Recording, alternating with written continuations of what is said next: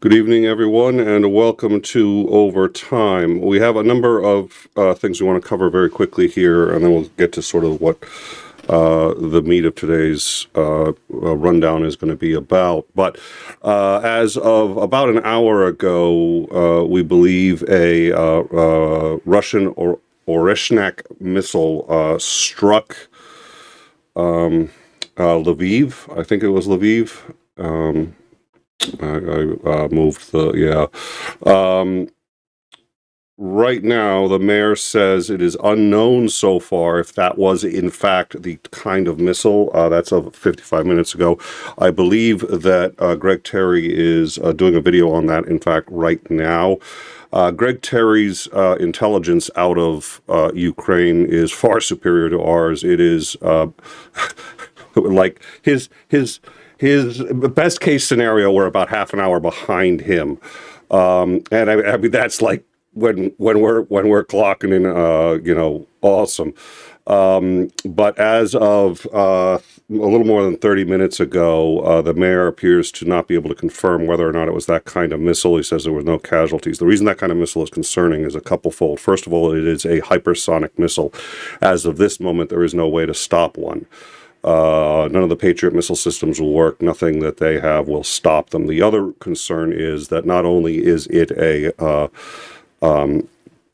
strategic nuclear capable weapon, but it's a MIRV capable weapon, which means that it can split apart into multiple warheads and attack multiple cities with nuclear payloads. Now, they don't have a whole bunch of these. So the reason to use it would be as a reminder that they've got them and sort of as an implicit threat that they're willing to use them, but they don't have a lot of these to show off. So like I said, it was apparently originally confirmed as being an Oreshnak missile, and our knowledge as of this moment says that the mayor has not confirmed that and has explicitly been asked and said that he cannot confirm. So we do not know what they were hit with. The good news, not a lot of damage. The bad news is it's a deliberate sign, and whether it's a sign of desperation, whether it's a sign of escalation is something that Mr. Terry would be in a far better position to answer than any of us here. But we wanted to make you aware of it, and like I said, he apparently either just has done or will soon be doing a show on that for those of you who are interested, which I know makes up a large part of our audience, and I will probably educate myself on that matter as well. Going forward, the Representative Kelly has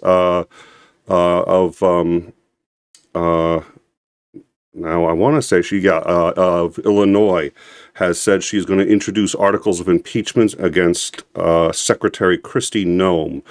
Now, this is not for what happened in Minneapolis, although I suspect we're going to see some more significant fallout out of Minneapolis. The FBI has done, unfortunately, what we said they would likely do, and I think it may backfire on them. We'll get to that in a second. The articles, she actually, and let me rephrase that, she has said that she plans to impeach Secretary Kristi Noem. She plans to introduce articles of impeachment. She has not introduced them. She has simply released a press release as of, actually it was yesterday, slipped in under the radar and everything that was going on. Kristi Noem is an incompetent leader, a disgrace to our democracy, and I am impeaching her for obstruction of justice, violation of public trust, and self-dealing. She has wreaked havoc on the Chicagoland area, and now her rogue-like ICE agents have unleashed the same destruction in Minneapolis, fatally shooting Renee Nicole Good. From Chicago to Charlotte to Los Angeles to Minneapolis, Secretary Noem is violating the Constitution while running and ruining and ending lives and separating families. It's one thing to be incompetent and dangerous, but it's impeachable to break the rule of law. I told my constituents and Chicagoans that I would fight against the Secretary Noem's agenda. This is me fighting back. She will be introducing 3 articles of impeachment. 1, obstruction of Congress.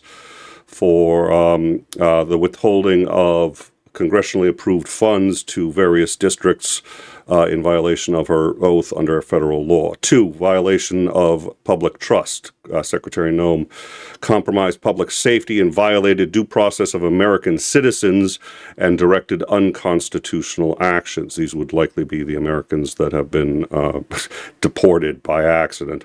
3, self-dealing. Kristi Noem has abused her office for her personal benefit and steered federal dollars to associates. So this has been planned actually before the events of yesterday, but obviously what happened yesterday is going to affect them. Also, we have in breaking news, the House of Representatives, in a blow to House Speaker Johnson and in a margin that is actually now with the full House in session, Republicans have a +2 margin in the House, a extraordinarily slim majority. They have just passed in the House of Representatives just moments ago an extension of the Obamacare subsidies. 17 Republicans defected, well more than the 2 needed, and have it's called Breaking the Gridlock Act, and have voted for a 3-year extension of the Obamacare subsidies as they stand. Speaker Johnson was against this, but unable to hold his Republican coalition together if he lost by a minimum of 17. And let's see, no votes, there were 5. Okay, so it's it is expected, my understanding is it's going to pass in the Senate. What Trump is going to do with it, I've got no idea. I don't think Trump wants to be known as the one who raised everybody's health insurance. Having said that, who knows what he thinks about. And we were expecting a vote today on the presidential veto override, which we may still get. I don't know. They're clearly voting. And we were also expecting possibly a impeachment vote against not Kristi Noem, Pam Bondi, by the Oversight Committee in the House for her failure to release the files. You may also recall we did a show a short while ago. 2 million more files have been found. That means that the total number of files released, if memory serves, is roughly 0.017% of all of the Epstein files that now must be released by law. 0.017% have been released.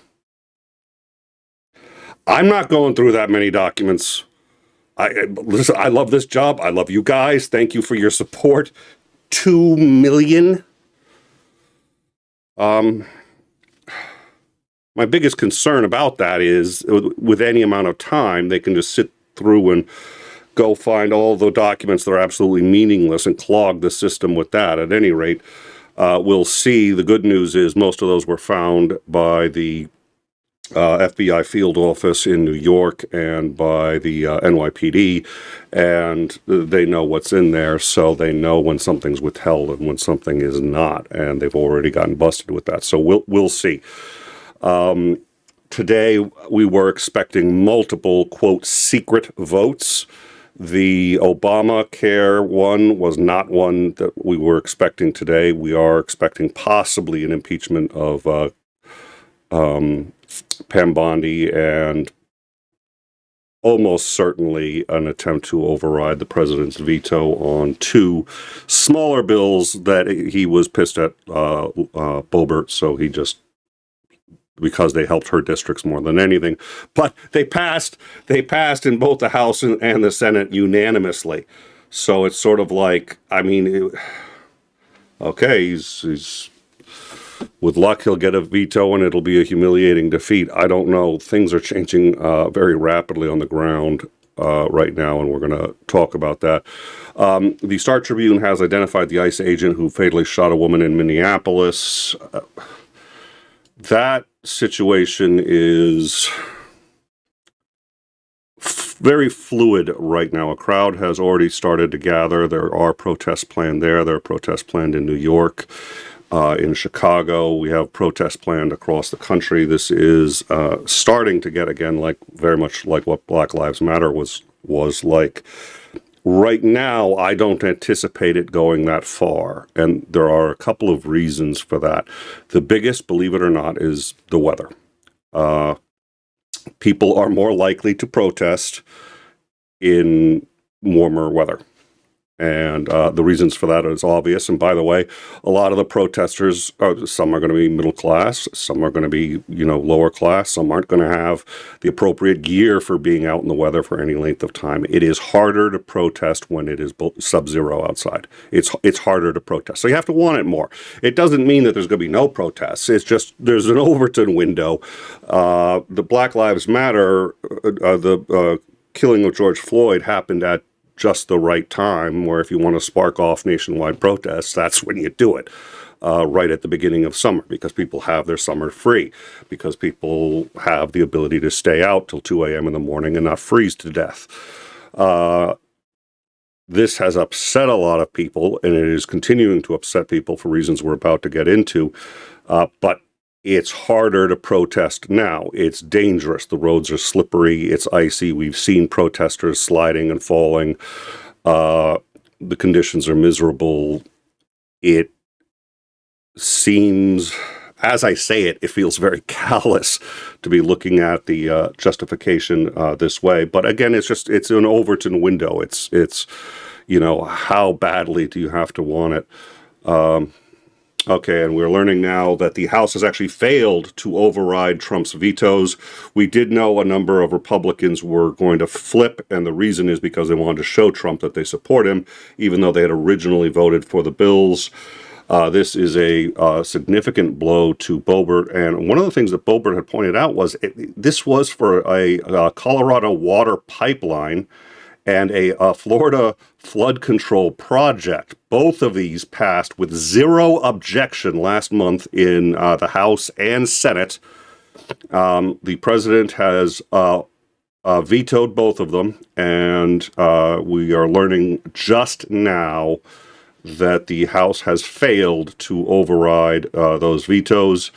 So Boebert has claimed that the reason that he vetoed that legislation was because she was a member who signed on the discharge petition, and without her vote, without the vote of Marjorie Taylor Greene, the discharge petition on the Epstein files would never have passed. So she is saying that this is a revenge for that. Quote, "I will continue to fight for Western water. This was a commitment made by President Trump in 2020, and I will continue to fulfill that commitment," Boebert told reporters after the vote Thursday. The House also voted 236 to 188 to uphold Trump's veto of legislation that would support the local Miccosukee tribe, which is in Florida, I believe, and that tribe felt that the, quote, alligator Alcatraz facility was going to be destroying land that was protected and was I don't think it was part of the tribe's land, but it was protected in a deal with the tribe, and that the U.S. is in violation of that deal by building alligator Alcatraz. This law would have ensured the protection of that land. Trump overrode that law as well, and once again, the House of Representatives, failed to overcome the override. So that answers that question. So where are we in terms of the protests? There's going to be protests, and they're going to get bigger. They're going to get significantly bigger. They're going to get bigger in New York. They're going to get bigger in big cities. How long they're going to last, I don't know. It is largely dependent on the weather. We've had very mild winters, and if the winters remain mild, we may see this turn into another George Floyd Black Lives Matter extended protest. There is one thing that the FBI has done which was extraordinarily predictable, which is that they have decided now. So the jurisdiction here is as follows. Both the state and the federal government have jurisdiction depending on who chooses to prosecute and how. Having said that, there is a supremacy clause that gives essentially the federal government first crack. The federal government can't stop, per se, the state from prosecuting. The state can do whatever it likes. But the government gets first crack. So the FBI has all of the evidence, all of the witness interviews, everything. The FBI has, as of earlier today, withdrawn from their cooperation agreement with the Minnesota, I forget what they call it, Minnesota local law enforcement. They've withdrawn their cooperation agreement and have said that they will not share any of the evidence that they have with local Minnesota authorities. Local Minnesota authorities have therefore closed the case against the ICE agent. They've said that they are looking at all possible remedies, but as of this moment, the scene was investigated by FBI. The FBI gathered all the evidence. The FBI interviewed all the witnesses, and the state has access to none of it. So, as of this moment, it looks like the state cannot prosecute this man. Now, to make matters worse, Department of Homeland Security has come out and said that there's a new story. I mean, literally every day there's a new story. Today the story is that she was stalking ICE officials and stalked the man who killed her. We've seen the footage of it. That is absolutely not what happened. At a minimum, she could not have seen him because she was going in reverse. So she would be looking backwards to make sure she didn't hit anybody as she was going back. And he deliberately crossed in front of the vehicle while she couldn't see him. Then she turned around, started forward. As soon as she saw him, you can see the wheels on the car turn sharp right to avoid him. That's when he shot and killed her.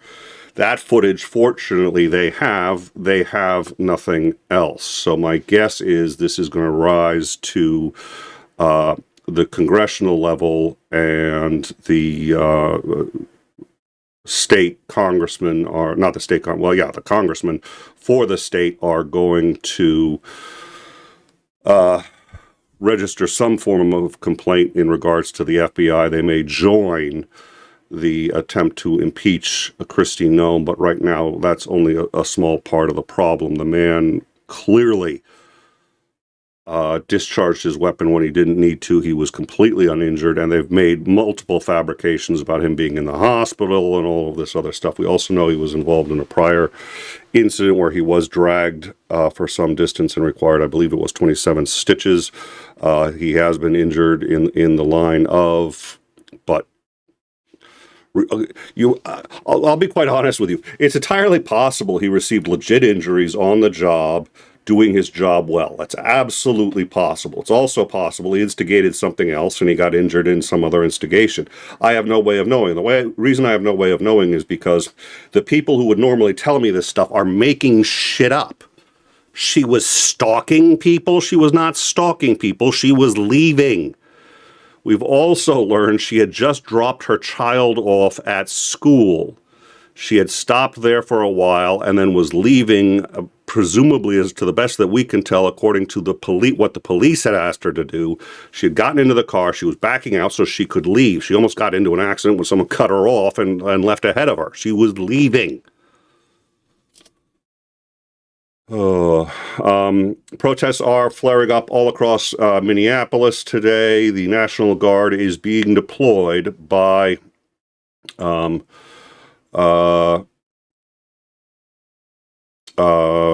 what's his name?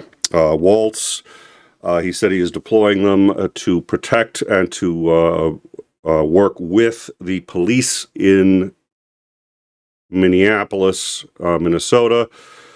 Now, Homeland Security has said that they are increasing the ICE detail. They are sending additional officers to Minnesota as a result of the shooting yesterday, claiming that this is evidence that it is not safe, and they have not sent in enough. Homeland Security Assistant Secretary said yesterday that let's see.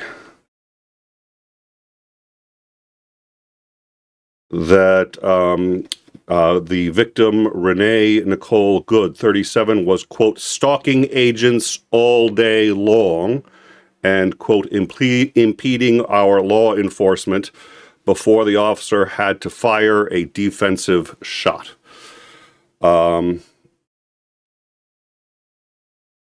Obviously, that is absolutely full of it. Okay, so she was...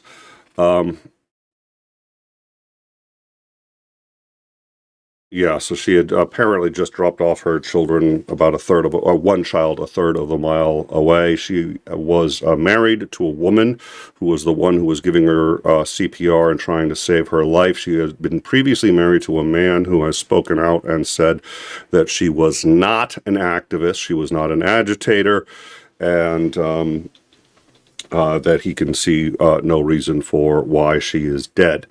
And I got to tell you something. Well, we always got to be careful with the gallows humor, but if your if your divorced spouse is coming to your defense, that's pretty impressive. All right, so what we're looking at is the National Guard being deployed on the side of the police. We have ICE. Now more ICE are going to be sent. This is essentially an opportunity to escalate. Now, we've talked about what's going on before. To some extent, Trump really does want violence because it gives him the opportunity to use the Insurrection Act. It gives him the opportunity to clamp down with even more force. This is right out of the authoritarian playbook. Waltz has kind of a problem here. The police represent and work for the civilian authorities and the citizens of Minnesota. ICE does not. ICE represents the federal authorities. And that's one reason why yesterday, and we haven't spoken to or seen much, and we're gonna be looking all day today, but we haven't seen much on the Twitter feeds of protesters and how much they blame the police for this. At one point yesterday, it looked like they blamed the police quite extensively. Now, this was shortly after the fact. The police were leaving.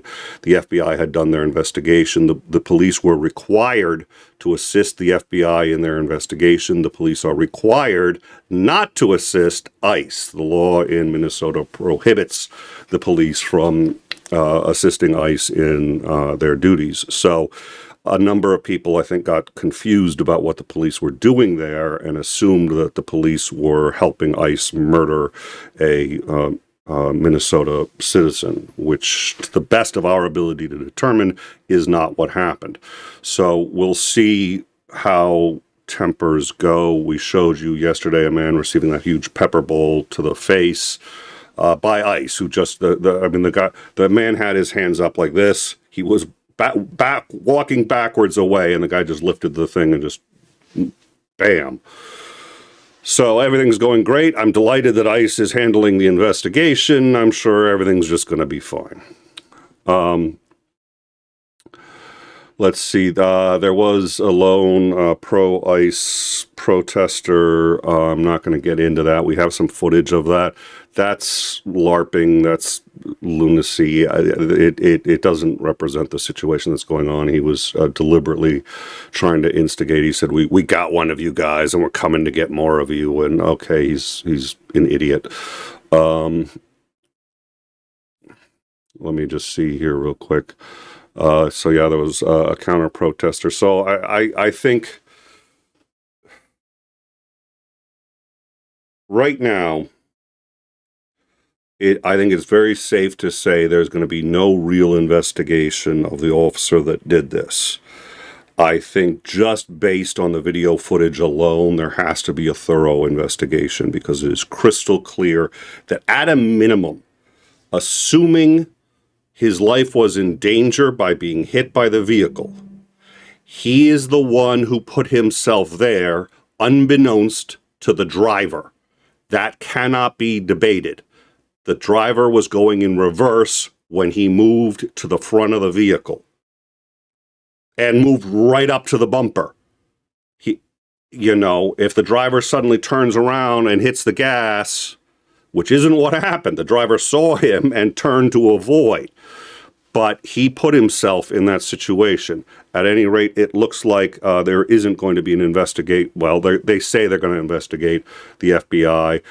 The fact that they have eliminated all avenues for the state to investigate, and the state has, as of this moment, what we're being told is the state has closed the investigation. Shortest fucking investigation I've ever heard of. They've closed it, and they've closed it because if the FBI is not going to give them any evidence at all, they've got nothing.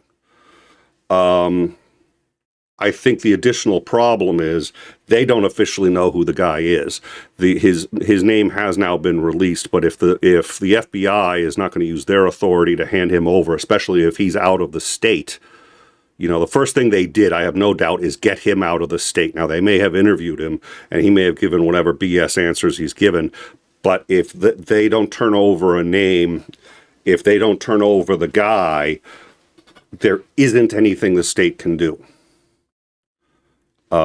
It's really fucking amazing. Kristi Noem has reportedly said, is disagreeing that the Minnesota officials have been cut out. She said they have not been cut out. They don't have any jurisdiction in this investigation.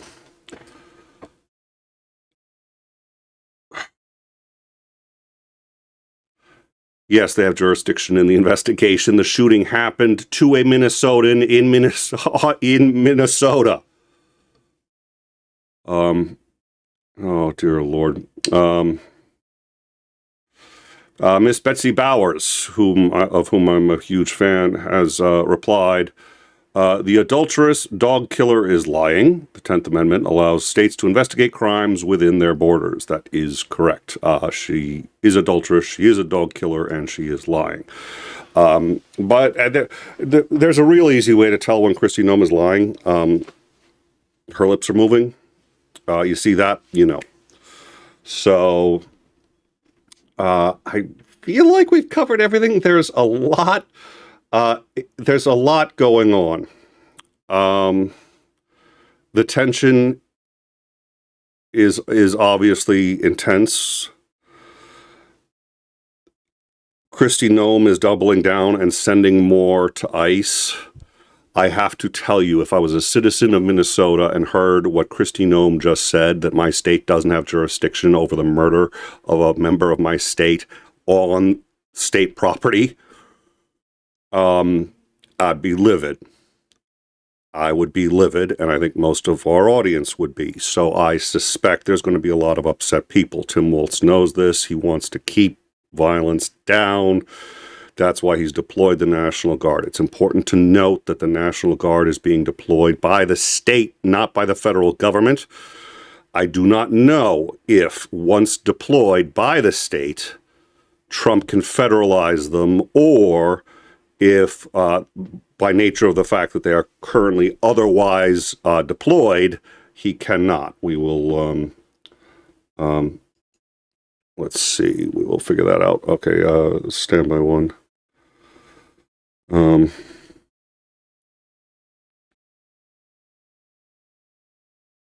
Let's see. Let's see. Sorry, I'm quickly checking. That's the New York press office. What is this? Okay, I don't. Yeah, I don't know. I can't hit that one just yet. I appreciate it, though. Massey is coming out. Now, Massey is one of the ones who's been very strong on the release of the Epstein files. Quote, I vote 91% of the time with my party, but when they're covering up for pedophiles or starting a new war or doing regime change or bankrupting the country in that 9%, where the fuck did he learn to add? That's 99% of what they're doing. He's watching Fox News is what it is. I would like to know when they're not doing regime change, handing everything over to Doge and tech boys and turning the entire country into a technocracy and funneling money illegally through Doge, Dogecoin, meme coins, and all of that other stuff in violation of emoluments and any number of other clauses. Massey needs to learn to add. I'm sorry. Yeah. Ooh, in the 9% of the time that we're conquering other countries, 9%. Tell Greenland it's 9%. Tell Venezuela, Colombia, it's 9%. Tell any number of the countries that we've threatened over the last week that only 9% of the time are we doing this. I am not with my, during that time, I am not with my party. So it looks like the lawmakers are asking a judge to appoint an independent monitor to ensure that the DOJ fully releases the Epstein files. I am cautiously optimistic about that. The judiciary has been extraordinarily good so far.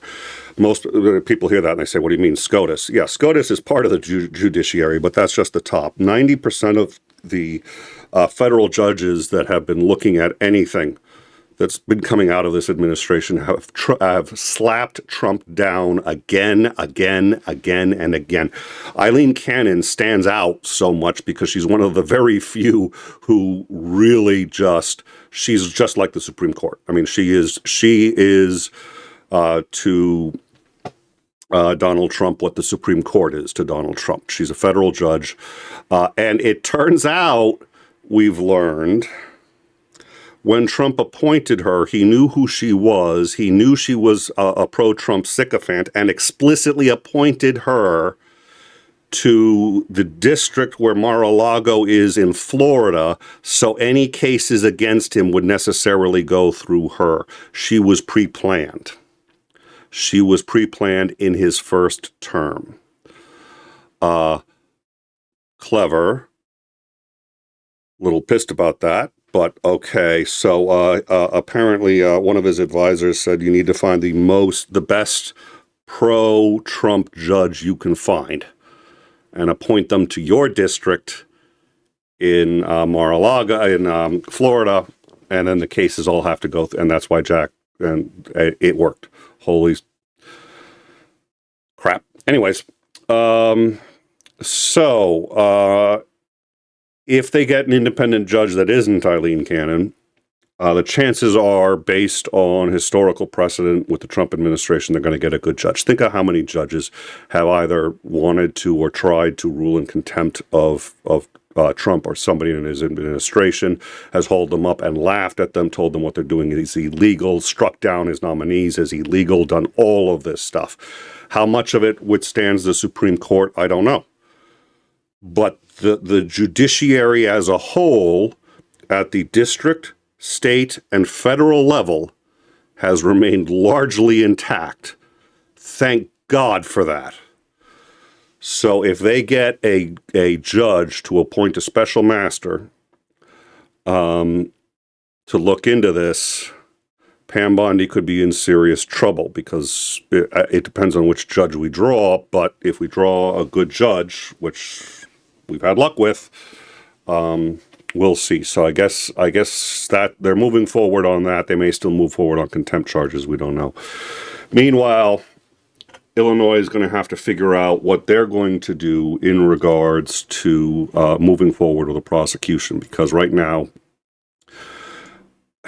they're not allowed to move forward with a hold on a sec. And we may have more breaking news for everyone. Yeah, thank you, Titan. As you know, we've been moving multiple resources, military resources, into the Middle East for a purported strike on Iran. Now, meanwhile, there have been protests in Iran that have bordered on becoming a civil war or a revolution. The protesters have, in fact, successfully taken at least one town, and we now have footage of. Let's see, this footage came in a short while ago. This is Iran. The Iranian state media is saying that, quote, radical groups have torched police stations and vehicles in Tehran. The security forces are using live fire. Attacks on military and police personnel are being reported in multiple provinces. It is going to be a long night in Iran. This is what Trump called the red line, where he would, in fact, attack Iran if they use live fire against civilians, which they've been doing for a while, but now looks pretty. Let's play this, and you'll see this is from Iranian state media as of a few hours ago. It's very short.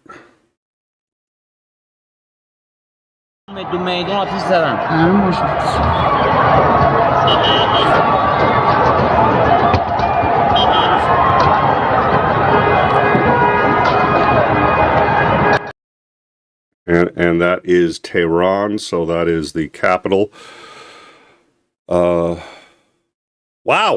So tonight, 9 p.m. Eastern, we're going to have Downtime, Commander Lance McMillan. Commander McMillan is a graduate of the Naval War College. He is very well versed in all of these things, and we've had these discussions before. I think there's going to be a lot to talk about tonight. Most importantly, as I said, I think we're going to be asking, what does Minnesota do? Because Minnesota is going to be very, very frustrated. This guy is going to get away with it, and that's going to encourage more people to do it, again, unless they can do something in the Senate, or unless, I mean, the problem is the FBI is not cooperating. Kash Patel needs to go. There is not going to be an independent investigation of this. So, and I have not, apologies, I have not checked. I do want to quickly check the live stream and just see if we've got any shout outs I got to do real quick here. Nope. Okay. So, yeah, all right. Perfect.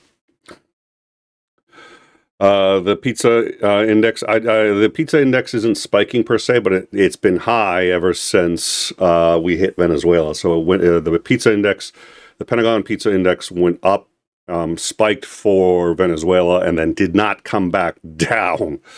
So they've been planning something else, and we know that anyway because they've been moving troop carrier, or just carriers in general, not necessarily troops, the C-16s and C-4s, I think, through the UK, refueling, mid-air refueling ships, so on and so forth, through the UK. So they're looking at something. What, I don't know. And is this a second? Yeah, we've got one more of Tehran. We'll put this one up. This is another 11 second. Wow, Tehran's on fire. Tehran is on fire. Holy smoke. Let me get this clip in here. Thank you, Titan. And this is another clip. Quote, in Tehran, regime buildings are purportedly being set on fire and massive crowds are flooding the streets. I think we are seeing a revolution in Iran, folks. The radio and television buildings may also have been torched. Since they were all government control, that would make sense. این صدا سیماست میبینین آتیشش زدن ایول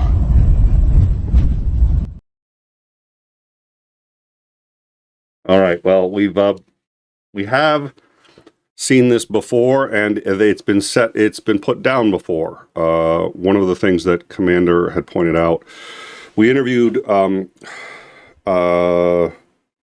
Alex, who was a seditionist in Iran. He was part of an underground movement that was trying to overthrow the government. He had been to a number of protests. He had dodged bullets at a number of protests. A number of friends of his had been captured before. And Commander and I interviewed him for about 2 hours. You can find that interview in our archives.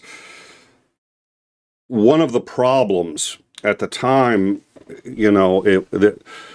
there was a lot of hope that there could be change and a revolution, and they could overthrow the Ayatollah. But one of the things that that Commander pointed out was these things tend to not work unless you have a leader. And everyone thinks it can work sort of grassroots and come up and you can have a leader. And unfortunately, and you can do it without a leader. Unfortunately, it doesn't work that way. In fact, the best example happened right here in the United States. There were leaders to the Tea Party. They kind of said they weren't, and they were leaderless. Yeah, the Koch brothers. There were leaders. There were no leaders to occupy Wall Street, but that also meant that there weren't anyone you could negotiate demands with. That meant that, everybody had an equal voice, including the loons. That meant that so Occupy Wall Street had a much harder time going anywhere than the Tea Party, because the Tea Party actually had leadership. Horrible leadership. But, Nosferatu turns out is a great leader. So if you want to overthrow a democratic government, Nosferatu, what's his name? The guy who runs, Rupert Murdoch. Yeah, those are the guys. But they do have now, it looks like President Trump is interested in installing the Shah back in Iran, which is really weird because we are the ones who put him there the first time, and that led to everything that's happened all the way up till now. But I guess it reminds me of that episode of The Simpsons where Smithers is, or he goes, "Smithers, who's that guy?" He says, "Oh, that's Homer Simpson." Oh, well, let's have him, run the plant. Well, he's screwed up absolutely everything he's touched. He's nearly burned the plant down like 200 times. He's you don't want him running the plant. He's like, oh, well, it sounds to me like he's about due. Okay, now we're due to take over a country and install it, and everything's gonna go great. This is just great. I'm so excited.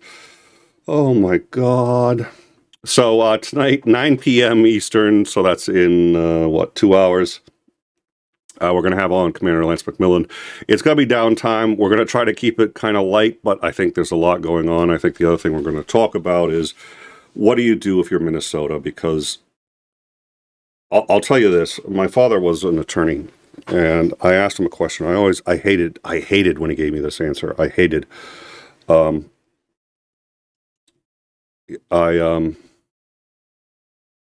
on a sec. All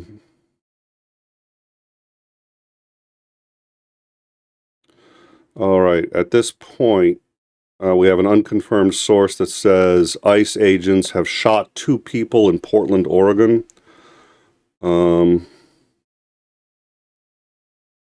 ABC News is confirming this. All right, so I'd call ABC confirmation. So, U.S. border agents shoot 2 in Portland, Oregon. Customs. Let's see. The shooting. The condition of the 2 people was not immediately known, but the Portland City Council said, as far as she knew, they were alive. Sources told ABC News that the FBI is leading the investigation. A statement is expected from the FBI. All right. Could someone make sure that Kash Patel has his Legos? Because I don't think he can make a cogent statement without the Legos to demonstrate.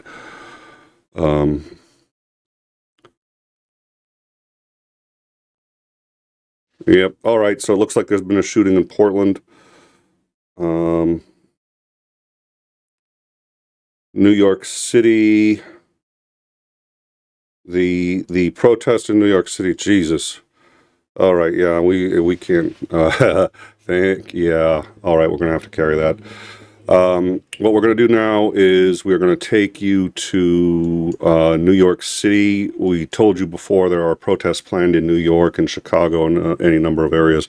The protest in New York has already grown to be extraordinarily large and is making, unfortunately, violent threats against Kristi Noem. Now, I want to make a couple of things clear here. I detest Kristi Noem. I detested Mike Pence. I detested any number of, but the Hang Mike Pence slogan was, in my view, what did it for the January Sixers. It's like you've lost all moral high ground when you call for the hanging of your opponents. That's it. It's over. There's nothing else. Civilization is done.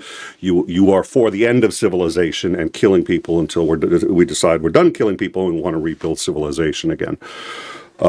Which will dovetail with the father story I was about to say in just a second.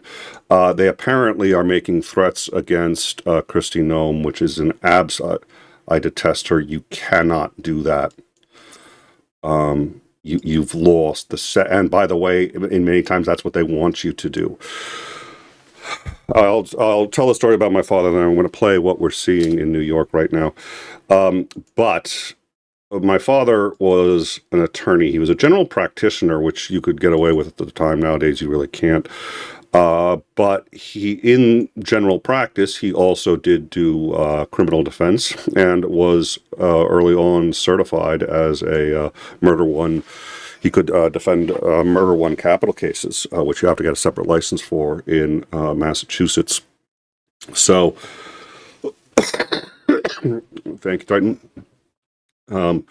So I would ask him, what is the law about? And I'd expect him to say justice, and he'd say, no, it's about peace. It's about keeping the peace. If you feel like justice has been served, whether it has or hasn't isn't really relevant. If you feel like it has, then the peace stays. If you feel like it hasn't, and your only recourse is to go out and get a gun and blow somebody away, there's a problem. So the whole idea is that you have other ways available to you other than violence to air your grievances. The problem is that has been stripped of Minnesota. This guy is going to walk if it's just done by the FBI, and the FBI is saying that they don't have jurisdiction, which is laughable, and will not share information with them. So I don't, if you're Tim Waltz, you have to fight this, but they're not leaving you with a lot of options. This is New York right now. We're going to play this, and then I think we'll wrap it up, and we'll send you to Greg Terry, who is going to be talking about the missile hit that we discussed earlier. So we'll send you over to him so that you guys can go check that out. But first, I want you to see what's happening in New York right now.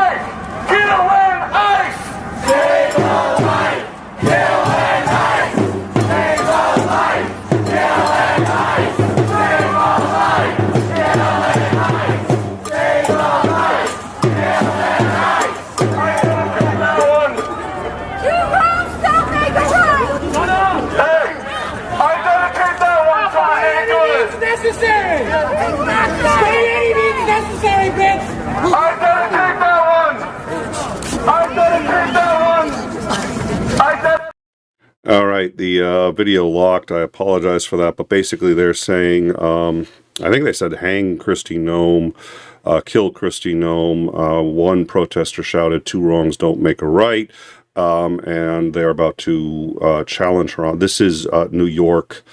My understanding is this is New York right now. As I'm going to play another minute of this so that at least we can sort of understand the mood that we're talking about. Oh, it's not frozen. Okay, then good. And then we'll move on because we do have our regularly scheduled show in about 2 hours, and I do think Greg Terry's going to be worth seeing. So I'm going to set up a raid so you guys can go see him. Take that one. Listen, you don't got to change it if you ain't ready. But some of us are pissed off, aren't we?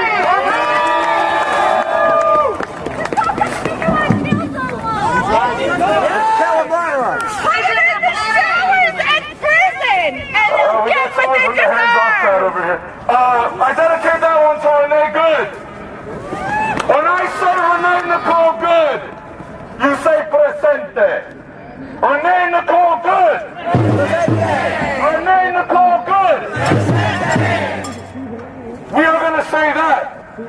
If I may, let us not say her name. Yeah, we'll see. That's dangerous rhetoric, and I've heard that before. The last time I heard that was January 6th. That's the last time I heard that. So let's maybe keep that in mind.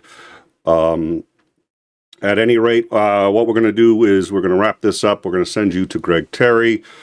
Please do say hi to him for me. I'm going to drop into because I want to see what's going on with the missiles. And then tonight, 9 p.m. Eastern Standard Time, we are going to be discussing more of this.